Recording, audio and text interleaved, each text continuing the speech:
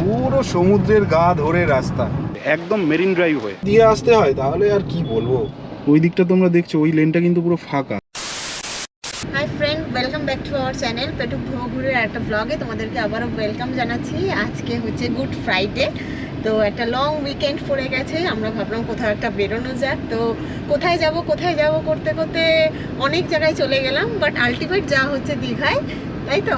হ্যাঁ, দীঘা একটু ছুটি পেলেই তো আমাদের মন চায়, এটা তো আর নতুন করে কিছু বলার নেই। আর সত্যি বলতে এখনের যে ওয়েদারটা দীঘার জন্য একদম অ্যাপ্রোপ্রিয়েট বলতে পারো। হালকা হালকা মেঘ করেছে, বাড়ি থেকে বেরোলাম জাস্ট, ওভারকাস্ট আছে। আশা করি যদি বৃষ্টিটা নেমে যায় তাহলে ভালোই হয়। বৃষ্টির ফোরকাস্টও আছে ইনফ্যাক্ট। তো সবই স্টার্ট করেছি, এখন বাজে 7:26। আমাদের মধ্যমগ্রাম থেকে দীঘা, মানে দীঘা তো নয়, নিউ দীঘায় যে হোটেলে উঠবো সেখানকার ম্যাপ একদম সেট করে দিয়েছি। যদিও এখন আর দীঘা যেতে ম্যাপ সেট করতে লাগে না, স্টিল এটা তোমাদেরকে দেখাবো বলেই মেনলি। মধ্যমগ্রাম থেকে মোটামুটি 190 কিলোমিটার, 192 কিলোমিটার দেখাচ্ছে। টাইমটা ঠিকই আছে, গ্রিনই দেখাচ্ছে। পুরো জার্নিটা তোমাদের সঙ্গে শেয়ার করছি, আর যদি কোনো নতুন রুট দিয়ে যাওয়া যায় সেটাও তোমাদের সঙ্গে শেয়ার করছি। আর এই ভিডিওতে দীঘা যেতে কটা টোল পরে, রোড কন্ডিশন কেমন আছে আমরা ভিডিওর এন্ডে বলে দেবো। আচ্ছা, আমরা কিন্তু বেরিয়েছি এবার বেশি আগে নয়, একটু দেরি করেই ঘুমটুম থেকে উঠেছি। উঠে মোটামুটি এখন বাজে 7:30।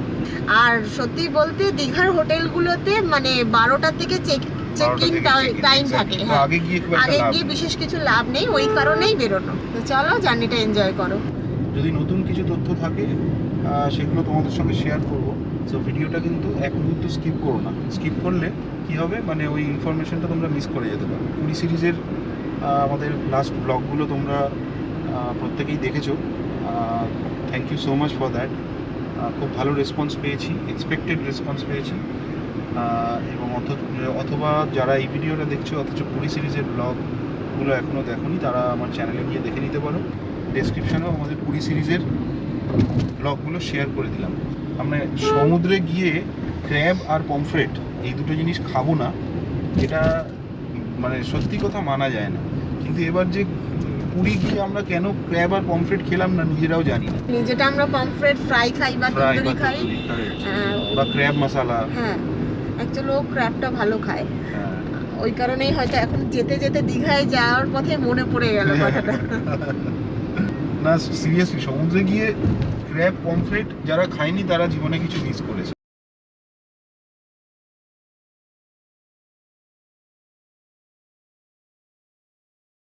তা প্রত্যেকবারের মতনই বলবো, আমাদের ঘুরতে যাওয়ার রাস্তা নিবেদিতা সেতু, বাঁদিকে মা গঙ্গা আর ডান দিকেই হচ্ছে দক্ষিণেশ্বরের মন্দির, মা ভবতারিণীর মন্দির। সকালবেলা এখান থেকে গাড়ি চালাতে আমার মনে হয় প্রত্যেকেরই ভালো লাগে, কি? একদম তাই।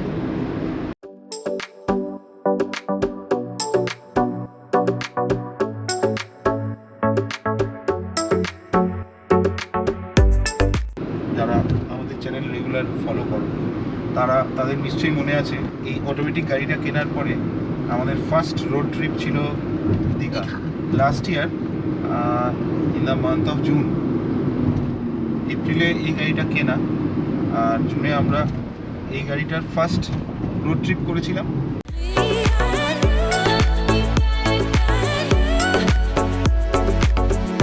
বাড়ি থেকে বেরোলাম 7:20, এখন 7:40 বাজে। 20 মিনিটেই আমরা আমাদের ফার্স্ট টোলে পৌঁছে গেলাম।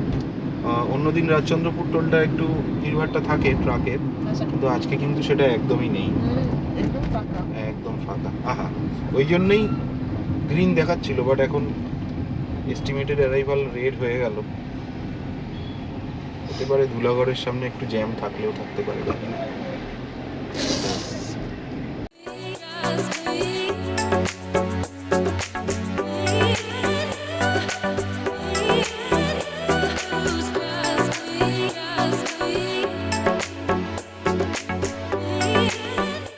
তো এই রাস্তা দিয়ে সোজা গেলে খড়গপুর, বান্দোয়ান, পুরুলিয়া সব চলে যাব। এই টোল গেটটাতে সব সময় জ্যাম, সব সময়। আমি দিনে রাতে যখনই আসি তখনই দেখি জ্যাম। বুঝি না মানে এত জ্যাম কেন হয়, whereas রাজচন্দ্রপুরের ওই দিকটা এত জ্যাম হয় না। তোমরা জানলে একটু আমাকে বলো, যে এটা আমারও জানার খুব ইচ্ছে যে এই টোলটায় মানে কম্পারেটিভলি জ্যাম কেন বেশি হয় অন্য যে কোনো টোল গেটের তুলনায়। এই টোলটায় আমি দেখেছি, এক হচ্ছে এই টোলে, আর একটা হচ্ছে ওদিকে বর্ধমান লাইনে পালসির টোলে। তো আজকের জার্নি সেকেন্ড টোল জলা ধুলাগড়ি টোল প্লাজা।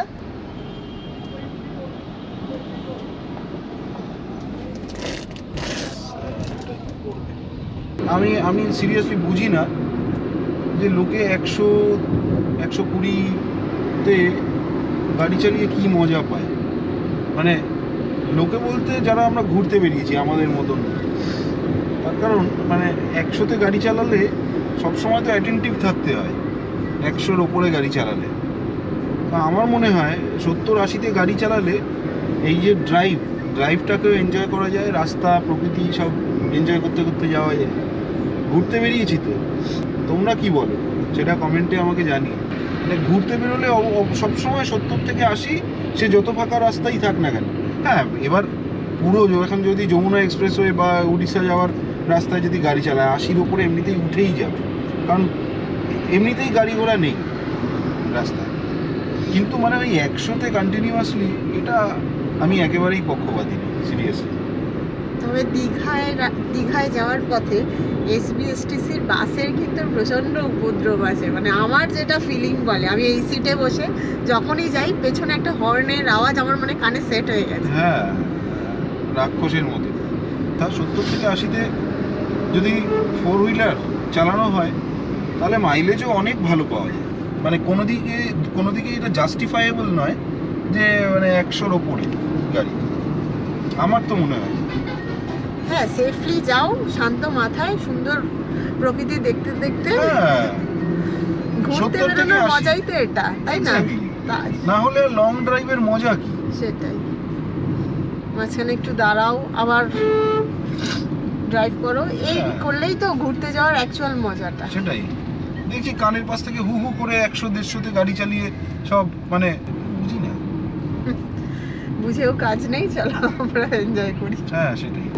কোলাঘাটের রূপনারায়ণ নদী, কোলাঘাট ব্রিজের ওপর দিয়ে এখন পার হচ্ছি। এই যে তোমাদের বাদিকে দেখে নাও রূপনারায়ণ নদী, আর ওদিকে হচ্ছে রেলের ট্র্যাক, খুব সুন্দর।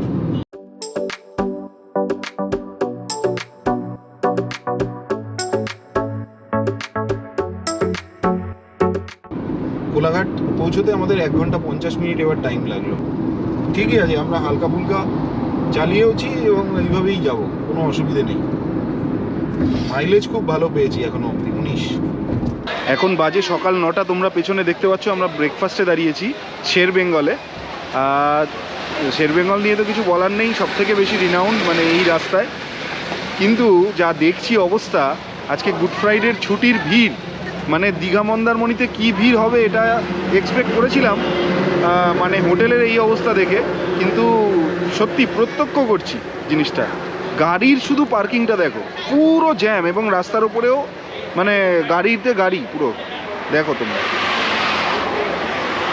অনেক কষ্টে একটা পার্কিং পেয়েছি আমরা, আর পুরোটা জুড়ে দেখো, পুরোটা জুড়ে গাড়িরই ভিড়। এবং কতটা বসার জায়গা পাওয়া যাবে ভেতরে সঙ্গে সঙ্গে সেটাও একটা প্রশ্ন বটে। চলো এবার দেখা যাক। লাকিলি একটাই সিট ফাঁকা ছিল আমাদের জন্যই ছিল, হয়তো বসার জায়গা পেয়ে গেছি এসির ভেতরে, এর থেকে ভালো কিছু হয় না। তো এসে আমরা সঙ্গে সঙ্গে অর্ডার দিয়েছি হচ্ছে চিকেন স্যান্ডউইচ 2 প্লেট। কী খবর? চা খাও, এই যে এখন ওকে দেখা যাচ্ছে। হাই, ব্যাস ওইটুকুই। তো আমাদের চিকেন স্যান্ডউইচ এখানে দিয়ে দিয়েছে, 3টে করে লেয়ার আছে, 2 পিস করে দিয়েছে। তো খেয়ে বলি তোমাদেরকে দেখাই পিসটা, অসম্ভব সুন্দর।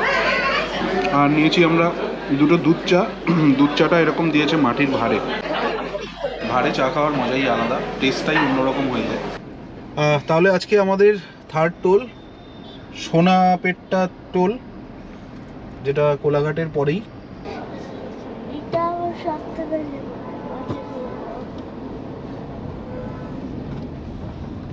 এবার এখান থেকে আর 106 কিলোমিটার হচ্ছে আমাদের নিউ দীঘার হোটেলে। আজকে সোনাপেটিয়া পেরোবার পরেই এরকম পুরো জ্যাম রাস্তায়। 99 কিলোমিটার, প্রায় 3 ঘন্টা টাইম দেখাচ্ছে এস্টিমেটেড। আজকে হয়ে গেল। হ্যাঁ, রাস্তায় কাজ হচ্ছে, কারণ ওই লেনটা ফাঁকা পুরো। ওই লেনটায় মনে হয় কাজ হচ্ছে অথবা কিছু একটা দুর্ঘটনা হয়েছে। চলো সামনে গেলে তোমাদেরকে দেখাচ্ছি। পুরো স্ট্যান্ড স্টিল হয়ে রয়েছে, পুরো একদম। দেখো 16 মিনিটের এখনো পুরো সেই এখানে গিয়ে হালকা হালকা, তাও বিক্ষিপ্ত জ্যাম আছে। ওই দিকটা তোমরা দেখছো, ওই লেনটা কিন্তু পুরো ফাঁকা। তো এই যে জ্যামের কারণ তোমরা দেখতে পাচ্ছ হয়তো, ওই লেনটাতে কাজ হচ্ছে রাস্তায়। তো অবশেষে আমরা নন্দকুমার চলে এলাম।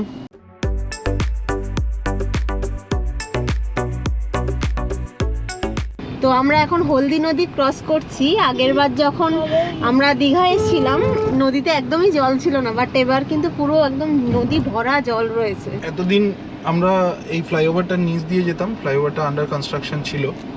তো এখন ফ্লাইওভারটা খুলে গেছে, খুবই ভালো হয়েছে, দারুণ। লাস্ট টাইম মন্দারমণি যাওয়ার সময় আমরা এই ফ্লাইওভারটা ইউজ করেছিলাম।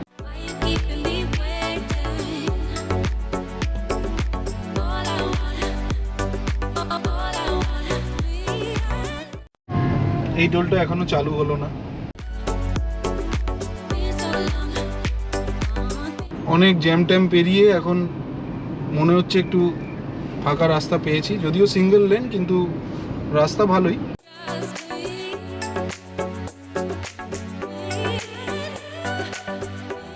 দীঘার রাস্তা কিন্তু ওভারঅল খুব ভালো।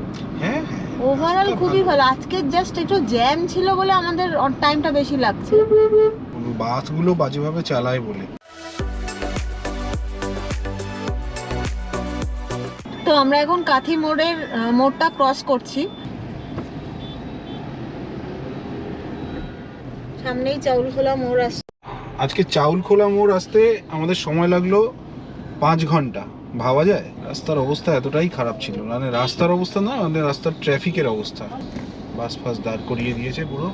তো আজকে আর আমরা চাউলখোলা মোড়ে ঢুকবো না, আমাদের আজকের ডেস্টিনেশন যেহেতু দীঘা, আমরা আজকে অনেকটা লেট করে আমরা লেটে বেরিয়েছি।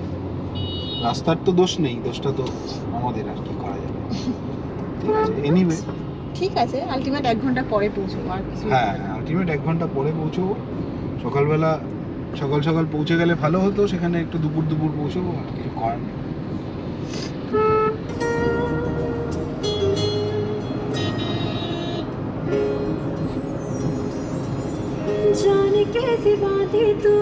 তো আলটিমেট আমরা দীঘায় ঢুকছি নাকি?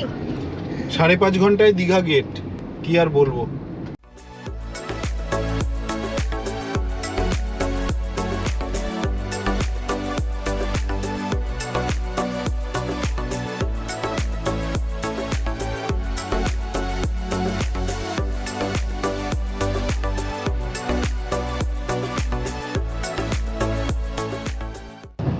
পুরো সমুদ্রের গা ধরে রাস্তা। মানে তোমরা যদি বাসে বা ট্রেনে করে দীঘা আসো, তাহলে কিন্তু এই রাস্তার মজাটা উপভোগ করতে পারবে না। তো আমি বলবো যে হয় গাড়ি চালিয়ে আসো অথবা গাড়ি রিজার্ভ করে আসো। শঙ্করপুর তাজপুর যাওয়ার রাস্তাটা দেখো, জাস্ট একটু সরু, কিন্তু রাস্তার কোয়ালিটি খুব দারুণ দারুণ। দুপাশে শাল গাছ আর ঝাউ গাছের পুরো বাগান। তো দীঘা যাওয়ার পথে চলে এলাম আমরা তাজপুর বিচ। বিশ্ববাংলা গেট থেকে মোটামুটি তাজপুর বিচের ডিস্টেন্স 8-9 কিলোমিটার। তাজপুর বিচটা তো তোমাদেরকে দেখাবোই। এবার এখান থেকে যাওয়ার পথে শঙ্করপুর বিচও পড়বে, একদম মেরিন ড্রাইভ হয়ে, সেটাও তোমাদের সঙ্গে শেয়ার করবো।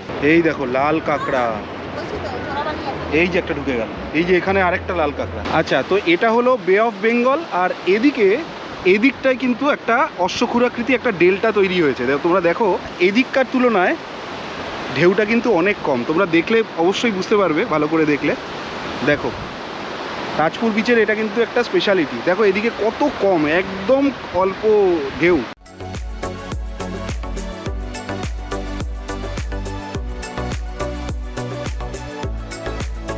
এই দৃশ্য অসম্ভব সুন্দর দৃশ্য, ভাবা যায় না। দীঘা যাওয়ার পথে সমুদ্রের গা ধরে এই রাস্তাটা কিন্তু ফার্স্ট টাইম এক্সপ্লোর করলাম।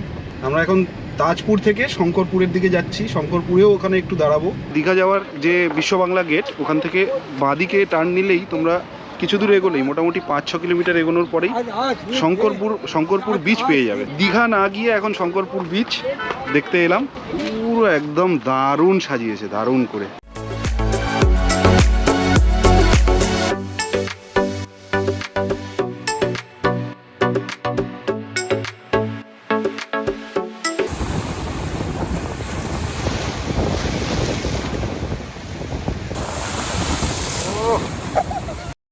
এবং শঙ্করপুর বিচটাকে দীঘার মতন করেই কত সুন্দর বাঁধিয়ে সাজিয়েছে দেখো। তাজপুর দেখে এখন আমরা এসেছি শঙ্করপুর বিচে। এর পরের বার তোমরা যখন এই ভিডিওটা দেখে দীঘার প্ল্যান করবে তখন অবশ্যই এটা দীঘা যাওয়ার পথে ঘুরে যাবে। তো আমরা নিউ দীঘা ঢুকে গেছি। এই যে এখানে এই জাহাজ বাড়িটা, এই যে জাহাজ মিউজিয়াম, এই যে দেখো সমুদ্রের ধারে এবার হোটেল নিয়েছি, একদম নতুন একটা প্রপার্টি। পরের ব্লগে তোমাদের সঙ্গে সেটা শেয়ার করব। আগেরবার আমরা ঢুকেছিলাম এই যেদিকে যাচ্ছি সেই দিকের রাস্তা দিয়ে। আমরা চলে এসেছি আমাদের হোটেলে, পার্কিংটা পেতে হবে। ফাইনালি দীঘা। টোটাল 5 ঘন্টা 40 মিনিট লাগলো দেখো। এবার মাইলেজও খুব ভালো পাইনি, 16.6, 100 প্রায় 89 কিলোমিটার বাড়ি থেকে। তো ড্রাইভিং এক্সপিরিয়েন্স আজকে একদমই ভালো হলো না। রাস্তা তো ভালো ঠিক আছে, কিন্তু এত ট্রাফিক। আমার একটা প্রশ্ন আছে, মানে সারাদিনই কি ট্রাক চলে? দিনের বেলাও চলছে, রাত্রিবেলাও ট্রাক চলছে। যাই হোক, এসে পৌঁছলাম, দ্যাট ইজ ইম্পর্ট্যান্ট।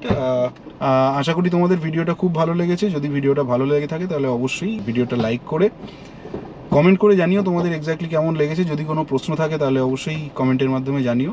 চ্যানেলের নতুন দর্শক অথবা যারা পুরনো দর্শক এখনও সাবস্ক্রাইব করোনি, চ্যানেলটা সাবস্ক্রাইব করে আমাদের সাথে থেকো, আমাদেরকে আরও এনকারেজ করো। তো চলো, দেখা হচ্ছে নেক্সট ব্লগে। নেক্সট ব্লগটা কিন্তু খুব ইন্টারেস্টিং হতে চলেছে, তার কারণ নেক্সট ব্লগে কিন্তু আমরা তোমাদের সাথে এবার যে হোটেলটায় থাকবো, একটা দারুণ হোটেল নিউ দীঘায়, সি বিচের সব থেকে কাছে এটা বলতে পারি। এই হোটেলের ব্লগটা তোমাদের সঙ্গে পরের ভিডিওতে আমি শেয়ার করব।